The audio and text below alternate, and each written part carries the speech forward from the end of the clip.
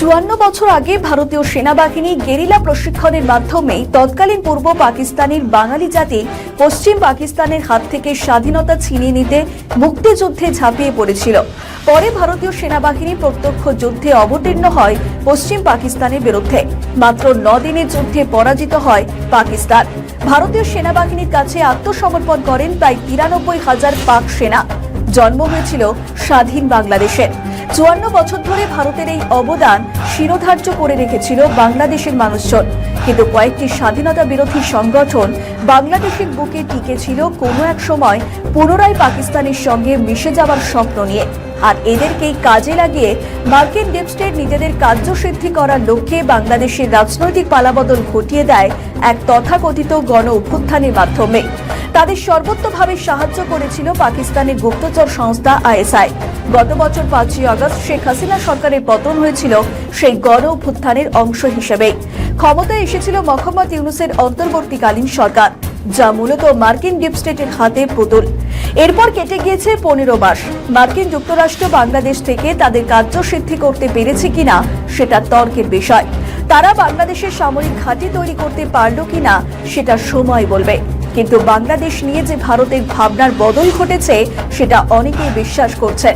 ভারতীয় সেনাবাহিনীর সক্রিয় সমর্থনের মাধ্যমে জন্ম নেওয়া বাংলাদেশ তাদের জাতির পিতা শেখ মুজিবুর রহমানের মূর্তি, তার স্মৃতি বিজড়িত বাড়ি ধানমন্ডি 32 নম্বর ভেঙে ফেলার পাশাপাশি আরো অনেক কাজ করেছে যা ভারত ভালোভাবে নেয়নি।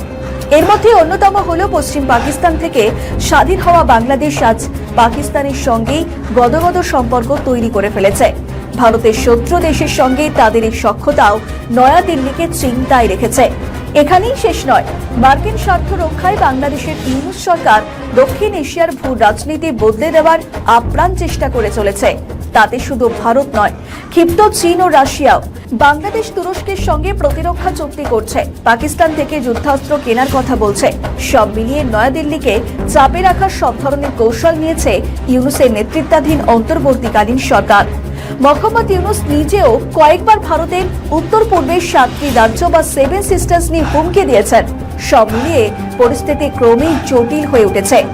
পেহেলগাঁওয়ে সন্ত্রাসী হামলা এবং তার পরবর্তী অপারেশন সিন্দুর ভারতকে বাংলাদেশ সম্পর্কে নতুন করে ভাবতে বাধ্য করেছে। প্রতিরক্ষা বিশেষজ্ঞদের দাবি, যেহেতু ভারত পাকিস্তানের অভ্যন্তরে লক্ষ্যবস্তুতে প্রতিশোধমূলক আক্রমণ চালাচ্ছে, তাই দিল্লির উচিত ঢাকার ওপর তীক্ষ্ণ নজর রাখা। বিশেষজ্ঞদের আরও দাবি, ভারত ও পাকিস্তানের মধ্যে ক্রমবর্ধমান সামরিক উত্তেজনার মধ্যে বাংলাদেশ বেশ কয়েকটি অস্বাভাবিক কৌশলগত পদক্ষেপ নিয়েছে। এরকম একটি পদক্ষেপ ছিল এপ্রিল মাসে বাংলাদেশ বিমান বাহিনী কর্তৃক পরিচালিত সামরিক মহড়া আকাশ বিজয় 2025। আর এই মহড়ার উদ্দেশ্য ছিল বাংলাদেশ বিমান বাহিনীর অপারেশনাল প্রস্তুতি এবং কৌশলগত সক্ষমতা প্রদর্শন করা। বাংলাদেশ বিমান বাহিনীর সদর দপ্তরের নির্দেশনায় সকল ঘাঁটি এবং ইউনিট যুদ্ধ বিমান, পরিবহন বিমান, হেলিকপ্টার, মনুষ্যবিহীন বিমান এবং ড্রোন, রাডার সিস্টেম এবং বিভিন্ন বিমান প্রতিরক্ষা প্ল্যাটফর্ম সহ এই মহড়ায় অংশগ্রহণ করেছিল। গোয়েন্দা সূত্র বলছে, এই মহড়ায় পাকিস্তানের মদত ছিল এবং কিছু কারিগরি সহায়তাও ছিল। আর এই মহড়ায় বাংলাদেশের অন্তর্বর্তীকালীন সরকারের প্রধান উপদেষ্টা মোহাম্মদ ইউনূস উপস্থিত ছিলেন। তিনি কূটনৈতিক ভাষায় একটি বিবৃতি দিয়েছিলেন, আমরা এমন একটি পৃথিবীতে বাস করি যেখানে যুদ্ধের হুমকি প্রতিনিয়ত ঘনিয়ে আসছে।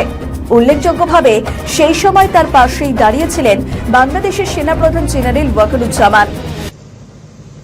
সেনাবাহিনীর মূল লক্ষ্যই হল বিজয়ী হওয়া, দেশকে রক্ষা করা সকল পরিস্থিতিতে। বলা যাবে না এটা এখন বর্ষার দিন, এখন আর পারবো না, এখন বেশি গরম, এটা বলা যাবে না, বলার উপায় নেই। যে কোনো মুহূর্তে যে যে অবস্থায় আছে না কেন, প্রয়োজনে যুদ্ধে ঝাঁপিয়ে পড়তে হয় পূর্ণ সাহস এবং পূর্ণ প্রস্তুতি নিয়ে। সেটাই একটা মহড়া হলো প্রস্তুতি হিসেবে ভবিষ্যতে বাস্তব যুদ্ধে আমরা আমাদের যা করতে হবে সেটার একটা প্রস্তুতি।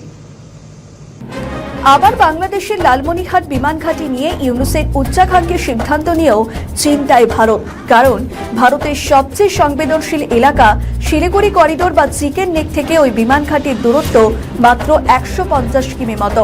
এই বিমান ঘাঁটি চীনকে দেওয়ার কথাও বলেছিলেন মোহাম্মদ ইউনুস।